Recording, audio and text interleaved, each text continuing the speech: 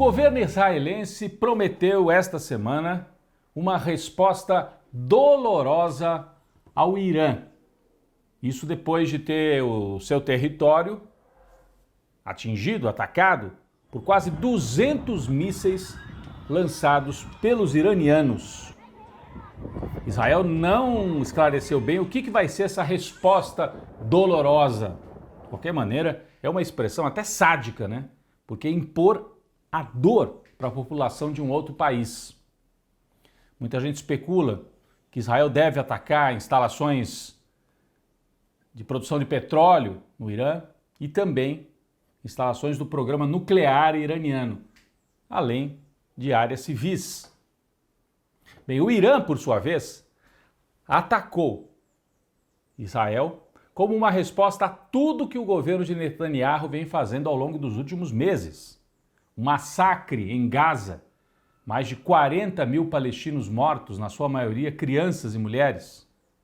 E mais recentemente, o ataque israelense ao Líbano, invasão terrestre, bombardeio na capital Beirute, o assassinato da principal liderança do Hezbollah, que é um grupo que fica no sul do Líbano, mas é ligado ao Irã. Então o ataque com os mísseis, a gente tem que entender dentro deste contexto. A guerra se amplia. A guerra que era ali concentrada em Gaza e um pouco na Cisjordânia, se ampliou já para o Líbano e chega ao Irã. É um cenário muito, muito perigoso. Israel adotou uma postura extremamente arrogante e declarou o secretário-geral da ONU, Antônio Guterres, persona non grata. Ele está, inclusive, impedido de entrar em Israel. Nem sei se o Guterres queria entrar em Israel.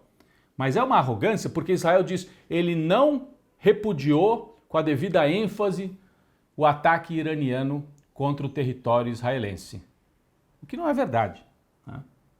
Guterres criticou, sim, o lançamento dos mísseis. Disse que essa história de olho por olho, dente por dente, vai levar a uma crise ainda mais grave no Oriente Médio. Agora, o secretário-geral da ONU não deixou também de criticar Israel. Diz que Israel tem que respeitar a soberania libanesa, o que não está acontecendo.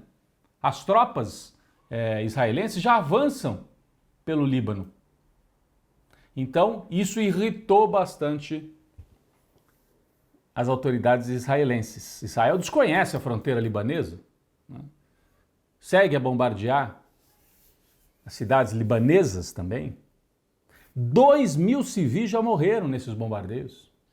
A guerra é contra o Hezbollah, mas Israel bombardeia de maneira geral o território libanês, além de avançar com tropas também, uma invasão terrestre. Bom, o que significa esse quadro todo? Primeiro, vamos entender uma coisa. Israel está colhendo vitórias militares importantes. Pode ser que a imagem israelense siga muito abalada mundo afora, mas na letra fria da análise do que está acontecendo lá, Israel, por enquanto, vai colhendo vitórias. O Hezbollah, esse grupo que fica ali no Líbano, tido como fortíssimo militarmente e tal, foi tremendamente abalado. Primeiro Israel atacou, fazendo explodir dispositivos eletrônicos, vocês se lembram? Os pagers, walkie-talkies, que mostra que Israel estava infiltrado no Hezbollah, para ser capaz de fazer esses dispositivos explodirem. E depois conseguiu localizar, bombardear e matar a principal liderança do Hezbollah, Hassan Nasrallah. Está morto. A liderança do Hezbollah está eliminada, mas o Hezbollah não acabou.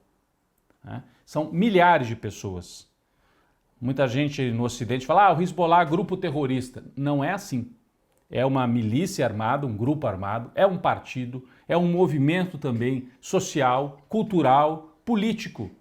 Não se elimina o Hezbollah matando o seu líder. Agora, foi uma vitória eliminar a principal liderança do Hezbollah. E aí a impressão é de que ninguém pode parar Netanyahu. Os israelenses têm falado assim, nós vamos reescrever a história e redesenhar o mapa do Oriente Médio. O que quer dizer isso? Israel quer aproveitar esse momento para atacar firmemente o Irã. O objetivo sempre foi o Irã. Você ataca o Líbano, obriga o Irã a entrar na guerra, agora tem o cenário perfeito, a desculpa para atacar diretamente o Irã. Com qual objetivo? Destruir o programa nuclear iraniano para que eles não cheguem a fabricar armas nucleares. Israel, então, está com um cenário muito favorável militarmente, tem o apoio dos Estados Unidos e o Irã está relativamente isolado. A Rússia e a China, que poderiam ser aliados do Irã, não mostram disposição para entrar firmemente nessa disputa. Enquanto os Estados Unidos, sim, tanto os republicanos com Trump, quanto Kamala Harris e os democratas, defesa unilateral, apoio ao Estado israelense. O que pode mudar essa balança? Se Israel bombardear os campos de petróleo do Irã, isso atinge os interesses econômicos da China, porque a China compra petróleo iraniano. Se for destruída a infraestrutura de petróleo do Irã, a China também pode ser abalada e aí o jogo começa a ficar ainda mais sério. Mas por enquanto a gente observa Israel na ofensiva, Netanyahu recuperando até popularidade interna e o Irã relativamente isolado, sem grandes pontos de apoio num momento tão grave para o Oriente Médio. Vamos seguir acompanhando essa crise que é muito séria, muito grave. Aqui no Brasil, o noticiário desta semana, é claro, dominado pela reta final das eleições municipais. Na maior cidade do país, São Paulo, Pablo Marçal, o tal do coach, violento, bolsonarista, faz um discurso contra as mulheres, ele voltou a crescer na reta final do segundo turno. Quem é que está muito preocupado com isso? O Ricardo Nunes. O Ricardo Nunes é o atual prefeito de São Paulo, apoiado também pelo Bolsonaro. Então é uma disputa entre dois bolsonaristas, o Marçal e o Nunes. A extrema-direita está dividida e a última pesquisa mostra Boulos ligeiramente na frente e Marçal e Nunes lutando para ver quem vai ao segundo turno. Ricardo Nunes numa situação complicada porque na pesquisa espontânea ele está para trás. O voto dele é menos consolidado, ele não empolga tanto, enquanto o Marçal empolga mais, postagens nas redes sociais.